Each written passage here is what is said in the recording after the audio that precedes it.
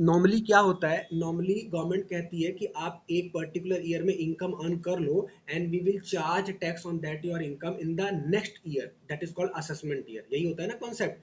जैसे आपका previous year है 2021, लेकिन 2021 में जो आप अर्न करोगे वो टैक्सेबल होगा 21-22 के फाइनेंशियल ईयर में, यानी सेम प्रीवियस ईयर में नहीं करेंगे। But these are the 5 cases where government tax the income on the same previous year where you have earn. Clear? तो यहाँ पे प्रीवियस ईयर में ही टैक्स लगा दिया जाता है instead of waiting for the next assessment year. तो वो केसेस कौन से हैं, that is very important topic. पहला है shipping business of non resident. अगर आप नॉन रेजिडेंट हैं, और नॉन रेजिडेंट हैं, अभी हम बहुत जल्दी पढ़ेंगे नॉन रेजिडेंट कौन होता है। तो नॉन रेजिडेंट हैं और आपका शिपिंग बिजनेस है, तो हम आपकी इनकम पे सेम प्रीवियस ईयर में टैक्स लगा देंगे। नेक्स्ट, अगर आप ऐसे पर्सन हैं और आपका इंटेंशन है कि you are living India for permanent basis, तो that will in that cases whatever you have earn in that previous year will be tax in the same previous year. Third, assessment of AOP BOI any corporation for the, आपने जो corporation establish किया था for a particular purpose and the purpose has been finish. For example suppose मैंने और मेरे friend ने coaching institute open किया, और हमारा जो कॉर्पोरेशन था उसका पर्पस खत्म हो गया, और हम बीच में ही अपना बिजनेस क्या कर रहे हैं, डिसकंटिन्यू कर रहे हैं, या पर्पस कंटिन्यू नहीं कर रहे, तो हम we have to pay the tax in the same previous year. Next, assessment of person likely to transfer property to avoid tax. कुछ लोग ऐसा करते हैं कि उनकी इनकम बहुत ज़्यादा होती है, तो वो अपनी प्रॉपर्टी को दूसरे की प्रॉपर्टी में शो करते हैं ताकि उनका टैक्स कम बने। In that case if you are doing this one, तो your income will be assess in the same previous year. Last, discontinued business. कभी कभी बिजनेस बंद हो जाते हैं, डिसकंटिन्यू हो जाते हैं by any reason apart from third of, तीसरे पर्पस के अलावा आपका बिजनेस बंद हो रहा है, तो आपको सेम प्रीवियस ईयर में टैक्स पे कर देना है। बताओ इन पांचों में से किसी को डाउट? फोर्थ दोबारा कर लेते हैं। Assessment of person likely to transfer property. आपके पास इतनी संपत्ति है कि अगर आपका कैलकुलेशन करें तो यू हैव टू पे a large amount of tax. what are you doing? You are transferring property to some other person so that your properties amount calculated as less. You are suppose hiding your property amount, that's why your tax amount should be less. But if you are doing so, the government will calculate your income tax on the same previous year. If you are transferring the property to avoid tax, tax बचाने के लिए अगर ऐसा करते हो तो एक हम चैप्टर पढ़ेंगे क्लबिंग ऑफ इनकम। क्या पढ़ेंगे? Clubbing of income. वहां पे ऐसे केसेस डिस्कस करेंगे। लोग अपनी इनकम को कम दिखाने के लिए दूसरे की उसमें प्रॉपर्टी ट्रांसफर कर देते हैं, जैसे हस्बैंड वाइफ को, फादर सन को, एक पर्सन ब्रदर को, इस तरीके से। क्लियर? डिसकंटिन्यू बिजनेस, कोई भी एग्जांपल, सपोज मारुति सुजुकी एक साथ बिजनेस कर रहे थे, जॉइंट वेंचर था, अब वो दोनों ने बिजनेस बंद कर दिया, जा रहे हैं अपने अपने देश, तो डिसकंटिन्यू। जबकि ऐसा है नहीं, मारुति सुजुकी जॉइंट वेंचर था, अब उन्होंने अपना सेपरेट कर दिया, मारुति अलग सुजुकी अलग। मारुति सुजुकी तो अभी एक साथ है, हीरो होंडा में अच्छा एग्जाम्पल होगा। डिसकंटिन्यू मतलब कोई बिजनेस जो डिसकंटिन्यू हो गया, कोई भी ऐसी कंपनी से बिजनेस ऑपरेशन बंद कर दिया। ठीक है? क्लियर? ना, अब आ जाते हैं हम residential status. This is the fresh chapter. अब इसमें हम समझेंगे who is resident, who is non resident, who is ordinary resident and ordinary resident. अब ध्यान से समझते हैं। रेजिडेंट का मतलब कोई भी पर्सन जो इंडिया में रहता है। रेजिडेंट एंड ऑर्डिनरी पर्सन का मतलब जो मूलतः यहाँ का नागरिक है, अभी हम पढ़ेंगे टैक्स उसको कैसे मानता है। और वो पर्सन जो रेजिडेंट तो है बट ऑर्डिनरी यहाँ का नहीं है, उसे बोलते हैं resident but not ordinary resident. अब इनकम टैक्स की नज़रों में इसके लिए कुछ कैलकुलेशन करवाई गई है, वो ये है। देखो ध्यान से, जैसे आप समझ लो, आपके लिए मैं कैलकुलेशन कर रहा हूं कि क्या सिमर रेजिडेंट ऑफ इंडिया है, तो आपकी कैलकुलेशन, मैं शॉर्टकट बोलूंगा ना, हाँ सिमरन बोलूंगा इससे। वो सिमर मेरा ना एक स्टूडेंट है, इसलिए सिमर सिमर निकल रहा है, फर्स्ट डे से ही मैं आपको सिमर बोल रहा हूँ, इसीलिए। वो CA IPCC कर रहा है, तो डाउट बहुत पूछता है, तो सिमर ही बोलता है, तो वो एक दो क्लास में ठीक हो जाएगा। देखो सिमरन, तो अगर आपका मैं कैलकुलेशन करूं और आपका प्रीवियस ईयर जो है 2021 में मैं ये चेक करूं कि सिमर क्या 182 डेज इंडिया में रहा है, 182 डेज या ज़्यादा, तो आपको मैं क्या मानूंगा, रेजिडेंट ऑफ इंडिया।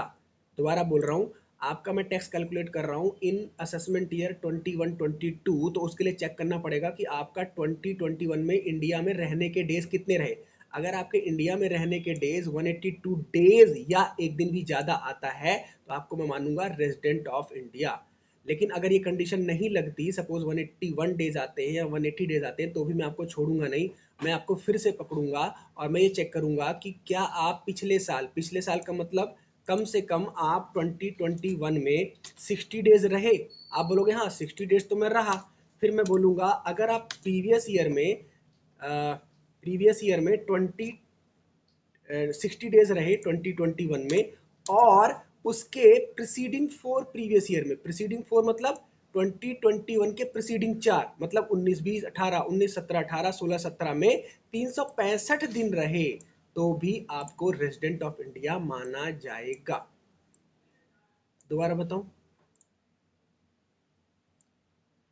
पक्का ना? तो ईदर कंडीशन है, ईदर मतलब या तो लेफ्ट हैंड साइड वाली लग जाए 182 डेज वाली, अगर नहीं लगती तो पिछले साल 60 कम से कम, और पिछले 4 साल के अकाउंट्स खोल लूंगा और ये चेक करूंगा कि पिछले 4 सालों में 365 डेज यहीं रहे ना, तो भी मैं क्या बोलूंगा, आप यहीं के नागरिक हो, रेजिडेंट ऑफ इंडिया। अब what is mean by resident and ordinary, मतलब आप यहीं के मूलतः नागरिक हो, तो ये कंडीशन चेक करेंगे क्या आप किन्हीं।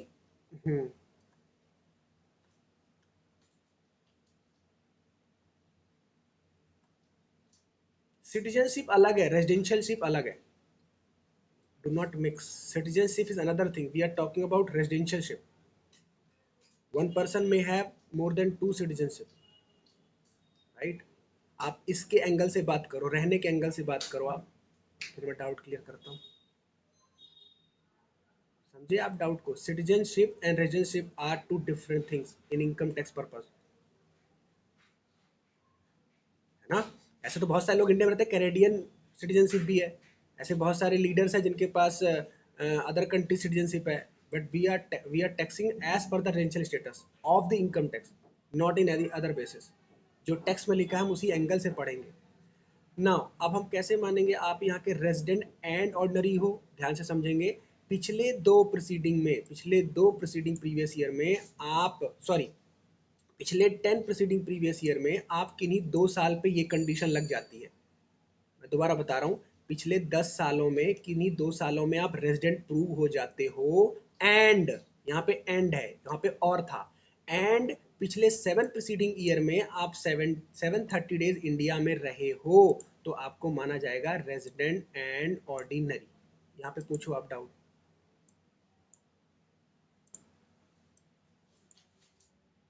कोई प्रॉब्लम?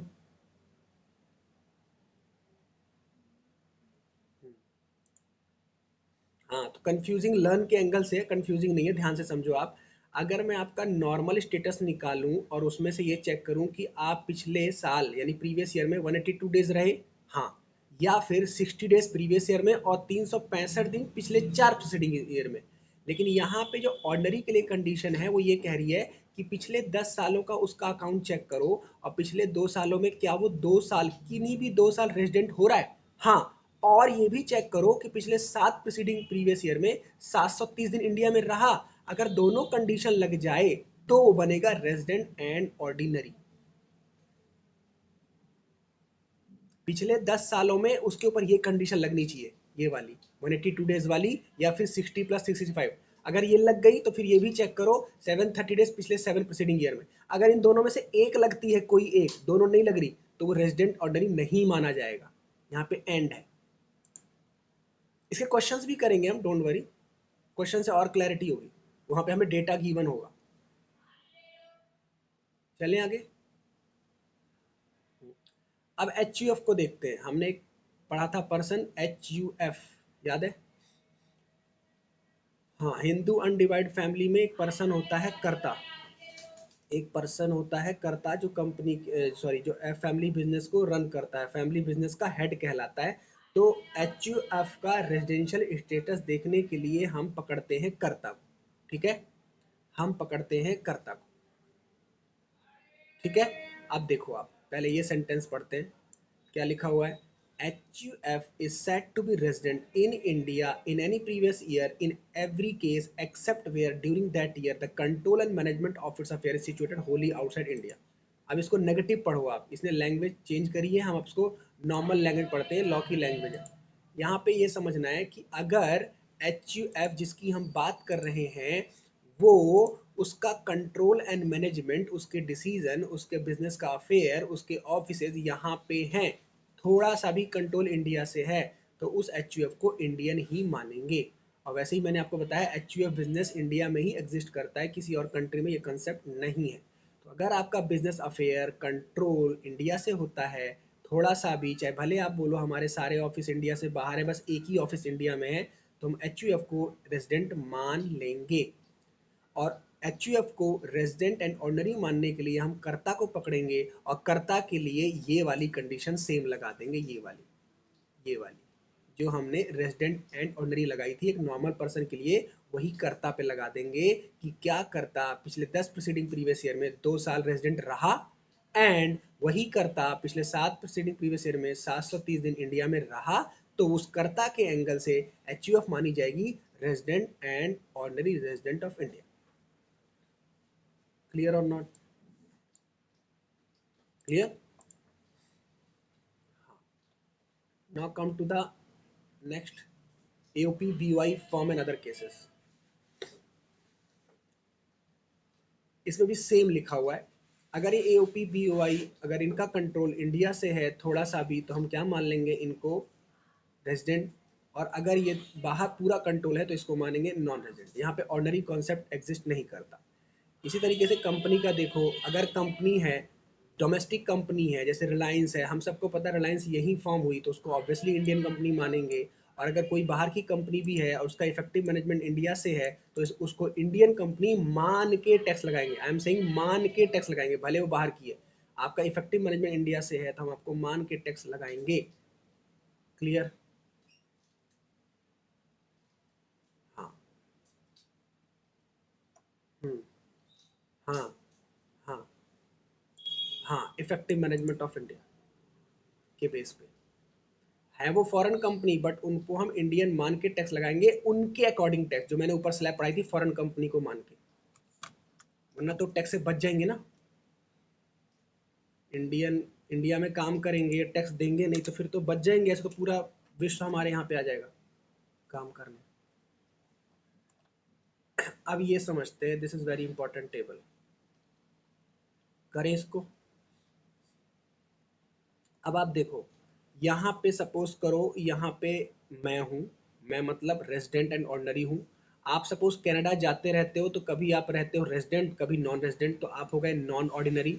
और यहाँ पे नॉन रेजिडेंट मान लेते हैं, जैसे जस्टिन बीबर। तो यहाँ पे 3 एग्जांपल लेते हैं, यहाँ पे सिमरन, यहाँ पे नहीं, यहाँ पे ध्रुव सर, यहाँ पे सिमरन, और यहाँ पे जस्टिन बीबर।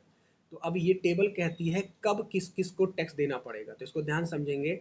अगर इनकम रिसीव्ड हुई या डीम टू रिसीव हुई, ऐसा लगता है कि इंडिया से रिसीव हुई, वेदर रिसीव इन इंडिया और एल्सवेयर, मतलब आपने जो इनकम रिसीव करी है वो इंडिया से ओरिजिन हुई है, चाहे भले आप रिसीव करने इंडिया से बाहर जाओ, तो ऐसे केस में अगर इंडिया से उसका ओरिजिन है, तो तीनों लोगों को टैक्स इंडिया में देना पड़ेगा, चाहे मैं अर्न करूं, आप अर्न करो, या जस्टिन बीबर।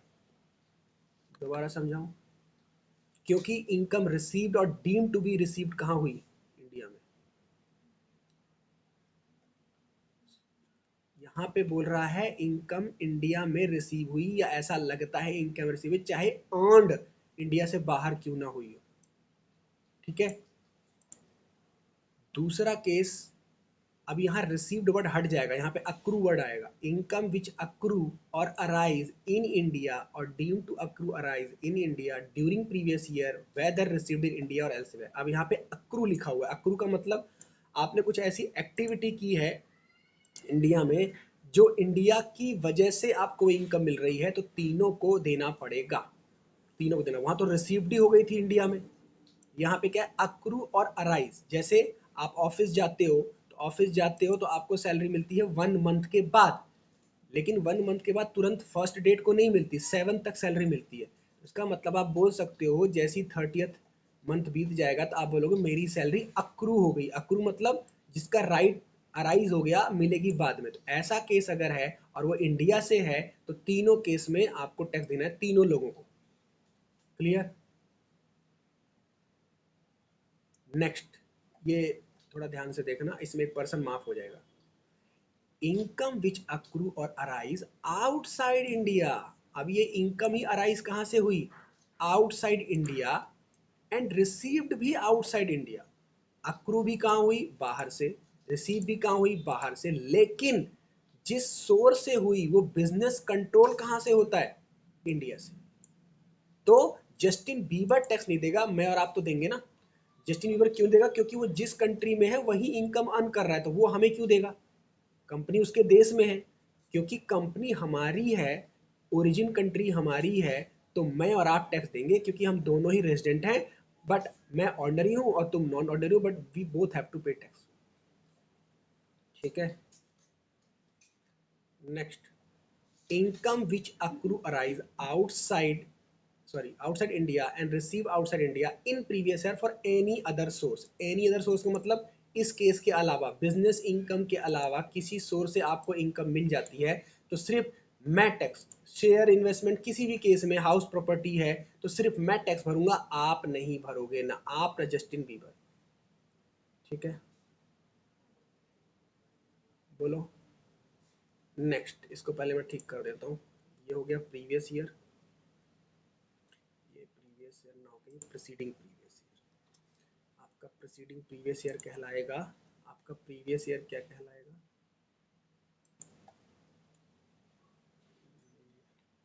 आपका 2021 है तो इसके पिछले साल क्या कहलाएंगे?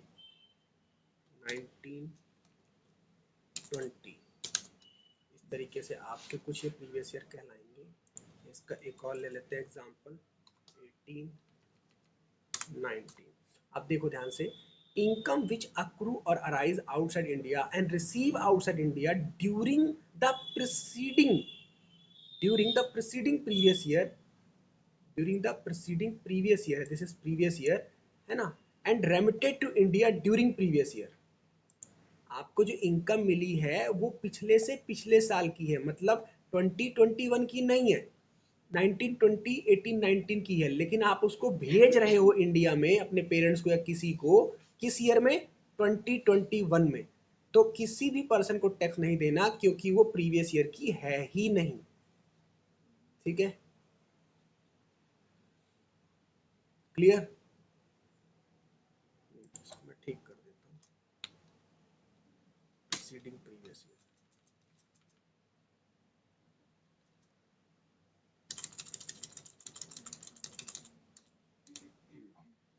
ये क्लियर हो गया आपको? अब इसको देखो, जो मैंने येलो कर रखा है, डिविडेंड इनकम, डिविडेंड इनकम माफ होती है, डिविडेंड इनकम एग्जेम्प्ट कहलाता है अगर वो इंडियन कंपनी से मिला है तो। ये आपको ध्यान रखना है, डिविडेंड अगर हमें मिलता है फ्रॉम इंडियन कंपनी तो उस पर टैक्स नहीं है। एग्रीकल्चर इनकम अगर इंडिया से है तो उस पर भी टैक्स नहीं है, एग्जेम्प्ट है। गिफ्ट अगर आप किसी को देते हो, रिलेटिव को या ब्लड रिलेशन में, कितने तक रुपए का, कितने तक रुपए का? 5000 का, 5000 का, समझ रहे हो, 5000 तक का कैश का तो माफ है, उसके ऊपर का टैक्स है। ठीक है, ठीक है, ये हमारा बेसिक और हो गया।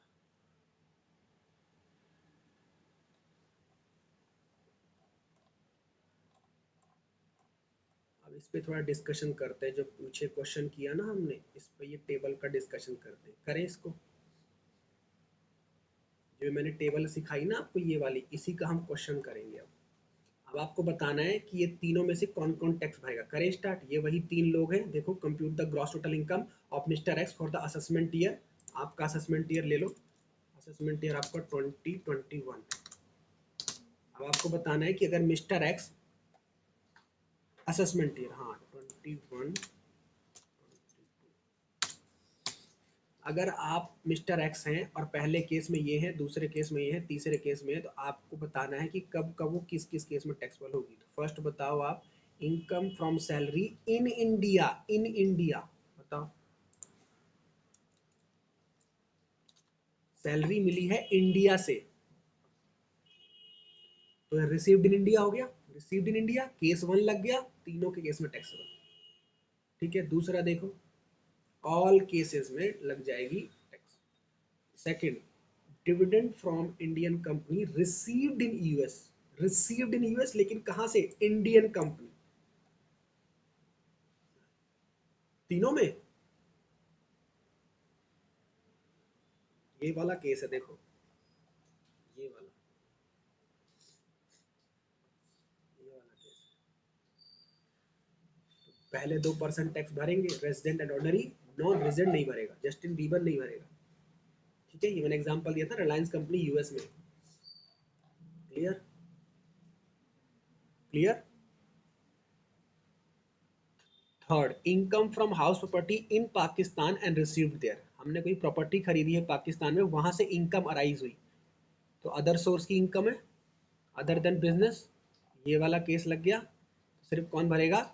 Resident and ordinary. ठीक है, next case, income from business in Kolkata control from USA. Income from business in Kolkata, अब तो ये इनकम ही कहां से रिसीव हुई? कोलकाता में, कोलकाता इंडिया का हिस्सा है, तो पहला केस लग गया, क्योंकि ड्यू अक्रू अराइज इंडिया से। ठीक है, नेक्स्ट, 7,000 अर्नड हुए यूएसए में during previous year, during previous year इसको मैं कर देता हूं 1920, वॉज ब्रॉट टू इंडिया, आप उसको इंडिया ले आए। 7,000 आपको अर्नड हुआ था यूएसए में ड्यूरिंग प्रीवियस ईयर 1920, और आप उसको ब्रॉट टू इंडिया ले आए। कब? इंडिया ले आए इन 2021। इसको बताओ। आपको ये इनकम मिली थी प्रीसीडिंग प्रीवियस ईयर में, आप उसको इंडिया ला रहे हो प्रीवियस ईयर में, तो ये वाला टेबल लगा ना, ये वाला आपकी इनकम है प्रीसीडिंग प्रीवियस ईयर की, आप इस साल इंडिया ला रहे हो, तो क्यों टैक्स भरोगे आप? ये तो प्रीसीडिंग प्रीवियस ईयर की है, हम तो प्रीवियस ईयर की इनकम की बात करते हैं, है ना।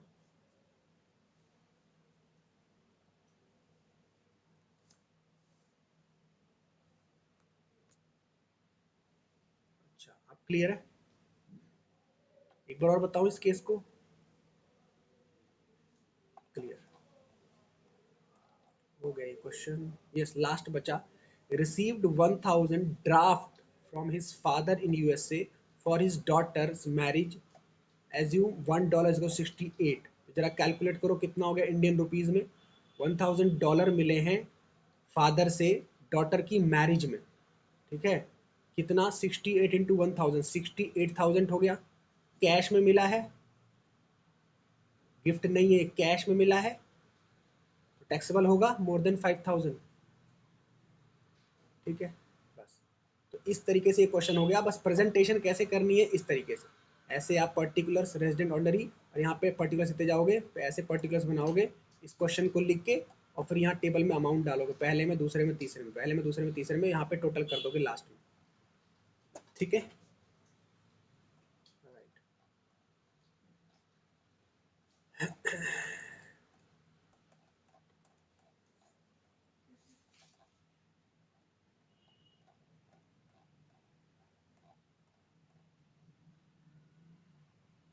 नहीं बोरिंग नहीं है, ये तो याद करना है, फिर क्वेश्चन होगा, अभी क्वेश्चन नहीं हुए। बोरिंग कहाँ से है? ये तो लॉ है, वी आर स्टडिंग लॉ। जब हम इनकम अर्न करेंगे, जब हम लोग जॉब करेंगे, तो हमें टैक्स समझ में तो आएगा नहीं, तो फिर हम किसी सीए के पास जाएंगे, वो हमारी इनकम कैलकुलेट करेगा, तो वो ऐसी तो दिमाग लगाएगा, वही हम चीज़ पढ़ रहे हैं। तो बोरिंग इसलिए क्योंकि ये लॉ है, फिर उसका एप्लीकेशन है, इसमें ना तो मेरा माइंड लगेगा ना आपका, जो लॉ कह रहा है वही हमें मानना पड़ेगा। हाँ, थोड़ा बहुत हम ये बना सकते हैं कि ये क्यों ऐसा बना हुआ है, थोड़ा बहुत, लेकिन टैक्स को हम ये नहीं बोल सकते कि ऐसा क्यों बना है। अब जीएसटी में सब पे जीएसटी नहीं है, किसी पे है, क्यों है पता नहीं। ठीक है, पेट्रोल डीजल पे जीएसटी नहीं है, बाकी गुड्स पे है, क्यों नहीं है पता नहीं। समझ रहे? ये थोड़ा सा यहाँ पे लगता है। एल्बर्ट आइंस्टीन ने भी बोला था कि the most boring subject in the world is income tax. Albert Einstein ने बोला, उस टाइम भी था ना इनकम टैक्स। ये सब फॉरेन के ही तो सब्जेक्ट पढ़ रहे हैं हम लोग, ये सब हमें ब्रिटिशर्स ले देके गए। हाँ, वहाँ भी होगा। इंटरनेशनल टैक्सेशन होगा वहां पे।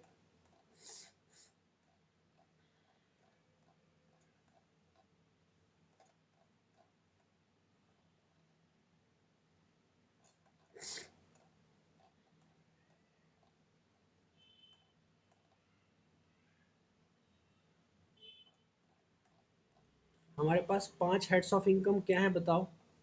What are the 5 heads of income as per income tax?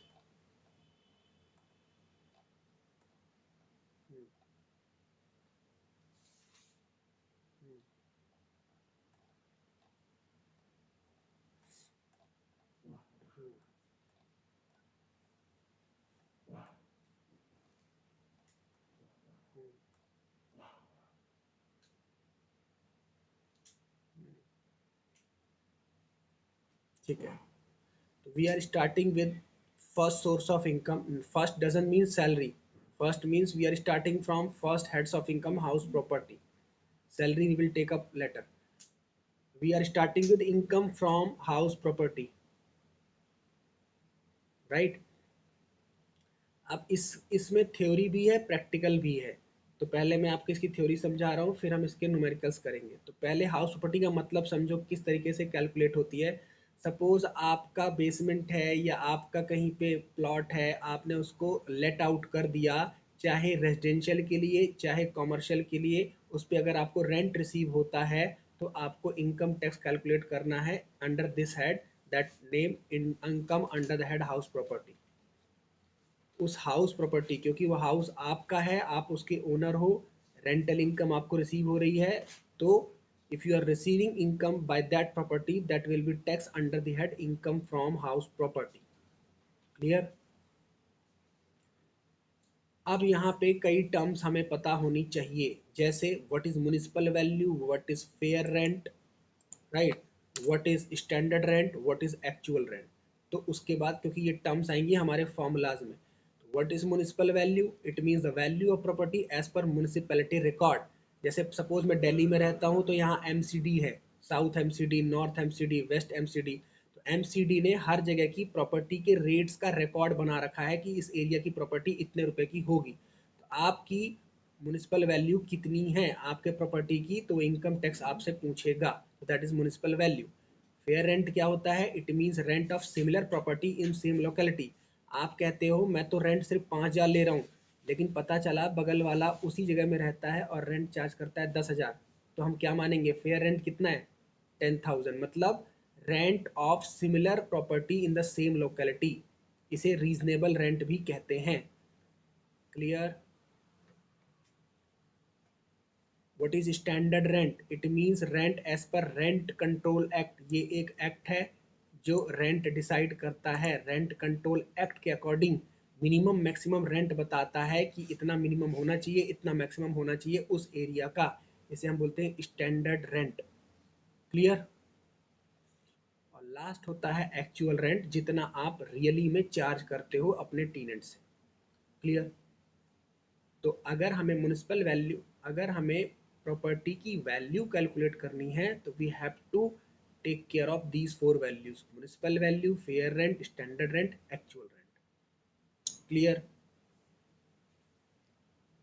अब आपको पता होगा जिस एरिया में आप रहते हो वहाँ पे प्रॉपर्टी टैक्स लगता है, वहाँ पे म्युनिसिपल टैक्स लगता है। आपके पेरेंट्स जमा कराते होंगे अगर वो ऑथराइज प्रॉपर्टी है। तो वो जो म्युनिसिपल टैक्स है उसी की हम बात कर रहे हैं। उसे कुछ लोग लोकल टैक्स बोलते हैं, कुछ हाउस टैक्स बोलते हैं, कुछ प्रॉपर्टी टैक्स बोलते हैं। ठीक है? अब क्योंकि क्योंकि ये मैं पे कर रहा हूँ, मैं मतलब लैंडलॉर्ड, तो जो मुझे इनकम मिलेगी हाउस प्रॉपर्टी से उसमें से ये माइनस होगा, क्योंकि ये मेरा एक्सपेंस है। तो whatever income I am receiving as a rent, that total will be deducted from municipal taxes, provided, ये तभी माइनस होगा जब इसको मैंने खुद ने पे किया हो, टीनेंट ने नहीं। टीनेंट ने नहीं। टीनेंट से पे करवा दोगे तो आपका खर्चा कहाँ हुआ? तो क्वेश्चन कंफ्यूज करेगा। Municipal taxes this much paid by टीनेंट, तो उसको इग्नोर नहीं करना। टीनेंट अगर पे कर रहा है तो we will not deduct. Clear? दूसरा main point, municipal taxes outstanding नहीं होना चाहिए, that should be paid.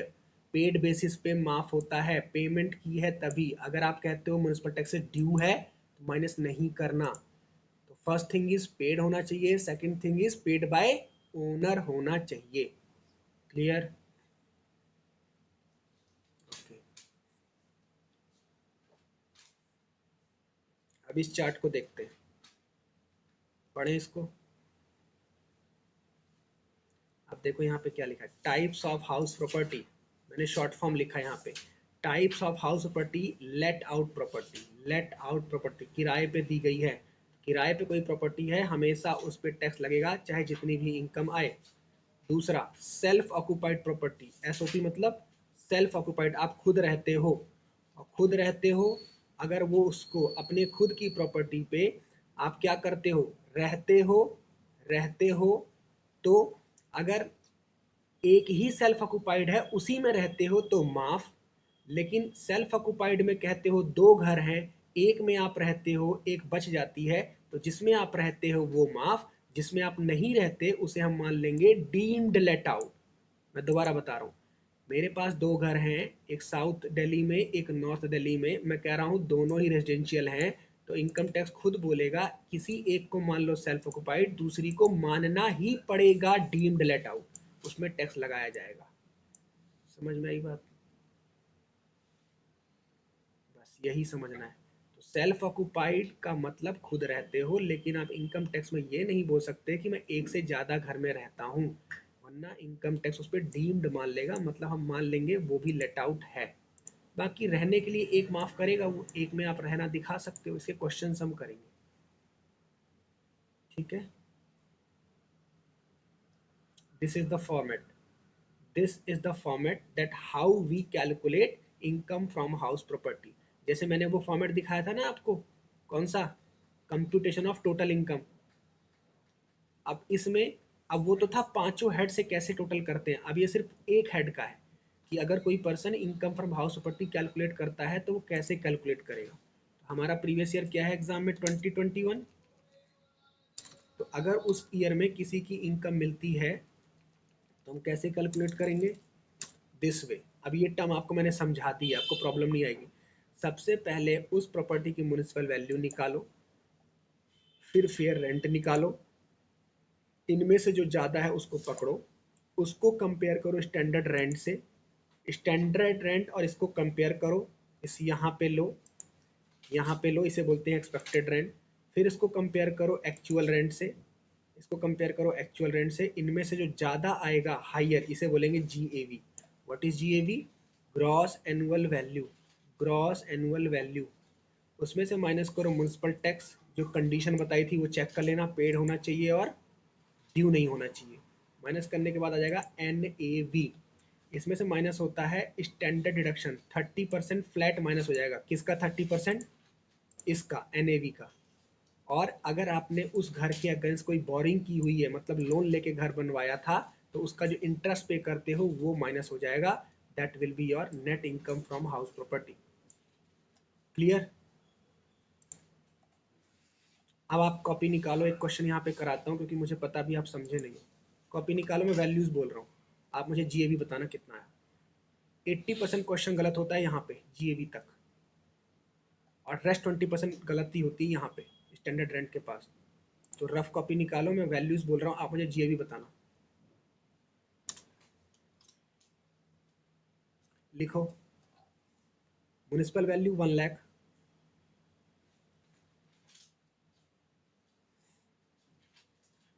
Fair rent 1,50,000,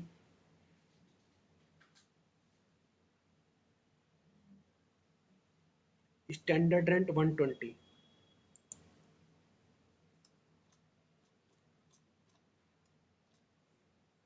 actual rent 180। GAV बताओ कितना आएगा जीएवी?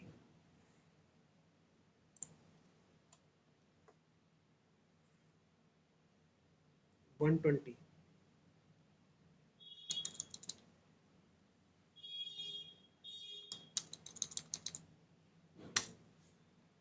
एक्चुअल रेंट 180,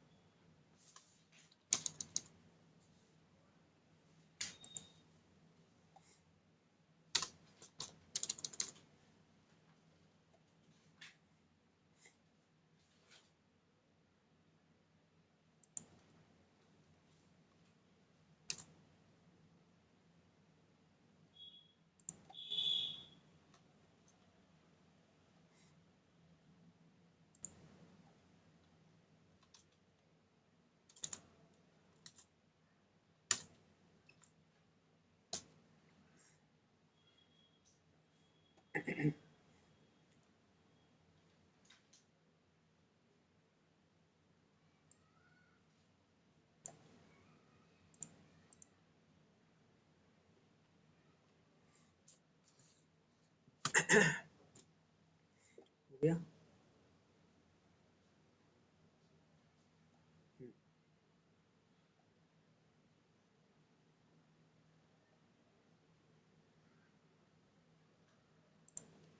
बोलो। Compare means compare, compare means उससे।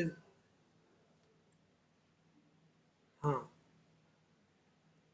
एक केस मैं करा दूं आपको, फिर दूसरा अपने आप कर लेना। ये वाला केस मैं करा दूं, फिर एक क्वेश्चन और दूंगा।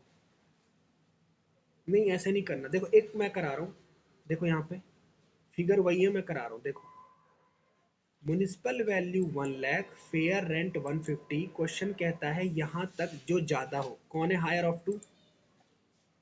150, this is higher. Now standard rent कहता है, स्टैंडर्ड रेंट 120 है, तो स्टैंडर्ड का मतलब इससे ज्यादा नहीं। स्टैंडर्ड इज रिस्ट्रिक्टेड रेंट, इससे कम कर लो, इससे ज्यादा नहीं। समझ रहे हैं आप? स्टैंडर्ड से ज्यादा ले रहे हैं हम 150, तो what will be expected rent? What will be expected rent? Standard हमें रिस्ट्रिक्ट करता है, इससे ज्यादा नहीं। तो हमने हायर लिया 1,150 का 150। अब क्योंकि 150 स्टैंडर्ड रेंट से ज्यादा चला गया, तो एक्सपेक्टेड कितना होगा? 120। Right. Now actual rent is how much? 180। तो फिर से हायर ऑफ टू, जीएबी यहाँ पे कहता है हायर ऑफ टू, तो यहाँ पे रिस्ट्रिक्ट नहीं करना। हायर मीन्स 180 और 120 में हायर कौन सा है? 180। This is GAB. Clear?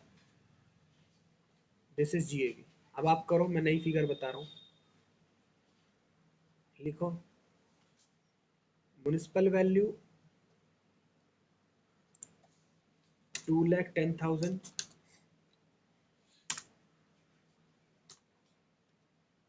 Fair rent 150,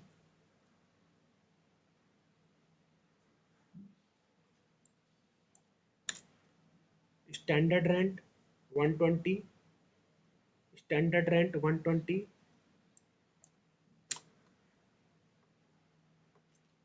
standard rent 120, actual rent 180। Calculate GAB.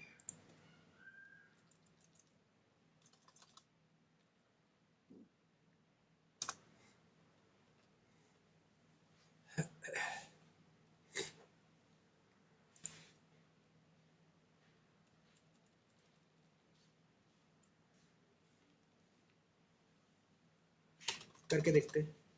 करूं मैं? देखो, municipal value 210 and fair rent 150, whichever is higher, which one? 210। Now standard rent क्या कहता है? इससे ज्यादा नहीं होना चाहिए, तो 120 शुड बी एक्सपेक्टेड रेंट। ठीक है ना? 120 में से 180, whichever is higher, 180। Clear?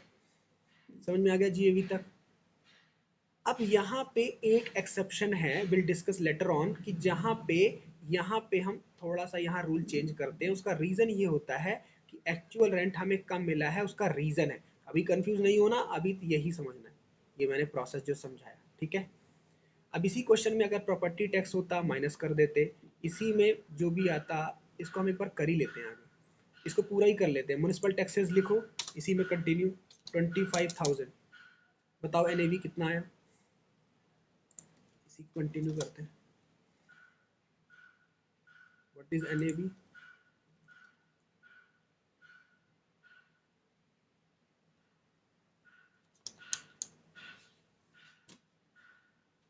One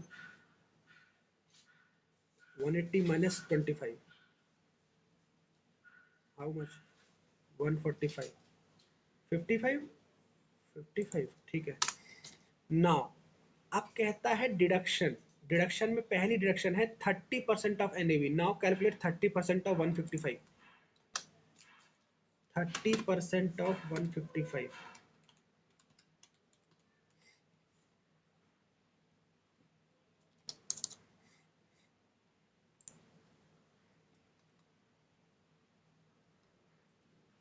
46,500.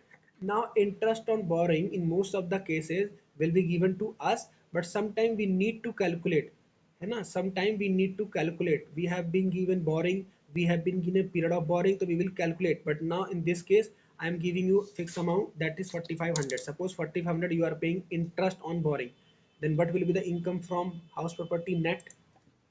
Deduct करो. Now you deduct 155 minus this one minus 4500.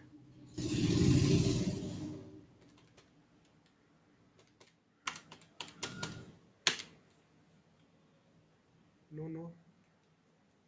NAV से minus करो both these 46,500 4500, then will be income from house property.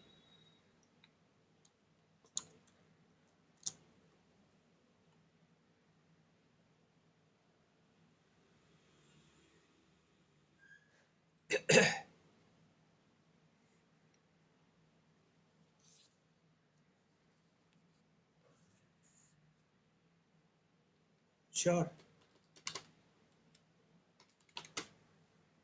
155 155 155 minus 46,500 minus 4500. हाँ ठीक. Yes, 1,04,000. Clear? So this is how we can calculate any person's income from house property. Right? अबे boring नहीं लगेगा, धीरे धीरे आपको ये चैप्टर इनकम टैक्स में इंटरेस्ट आएगा, because this is very practical subject. This is being done in the offices. नहीं नहीं, ऐसा कुछ नहीं है. नहीं देखो, उनका क्राइटेरिया अलग था, तो इस सब्जेक्ट को हम बोरिंग होने ही नहीं देंगे, because this concept, this chapter is very practical. with this calculate in the offices, CA student and CAs calculate the income from house property like this. So we are learning a chapter which is very practical. ये हवा में नहीं होता. This is how we can calculate income from property of any person. Right. तो आगे continue करें, because this is 11:50. You told me that you have another class. Right, तो आप. हाँ हाँ. हाँ, बट ऑनलाइन ऐप आ गए हैं, बट ऑनलाइन उस ऐप को चला कौन पाएगा बताओ? वही चला पाएगा इसको नॉलेज है टैक्स की. क्योंकि सॉफ्टवेयर में भी wrong, but your knowledge couldn't be wrong. आजकल तो ऑनलाइन ऐप टीचिंग के भी आ गए हैं, पढ़ने के भी आ गए हैं, लेकिन यूट्यूब से कौन पढ़ रहा है बताओ? You are hired me, it means you are not satisfied with the YouTube ना. somehow we are left with our queries. हाँ, वही तो मैं कह रहा हूँ कि सॉफ्टवेयर से हम लर्न नहीं कर सकते. वो सॉफ्टवेयर सिर्फ सीएस के लिए, ताकि वो किसी भी हेक्टिक टाइम में मल्टीपल आईटीआर भर सके. Suppose this is last date of ITR, तो how can I file 100 ITR in one day? तो I use software. Individual can not use software. उसे यही नहीं पता, वो सॉफ्टवेयर जब पूछेगा income under head house property municipal taxes, तो वो तो लिख देगा मैंने इतना पे किया, इतना मेरे भाई ने, इतना मैंने. बट लॉ तो यहाँ पे डिफरेंट है ना. हाँ. नहीं, टैक्सेशन एक सब्जेक्ट है, उसमें बाकी सब्जेक्ट्स भी है. टैक्सेशन के अलावा भी अदर सब्जेक्ट है.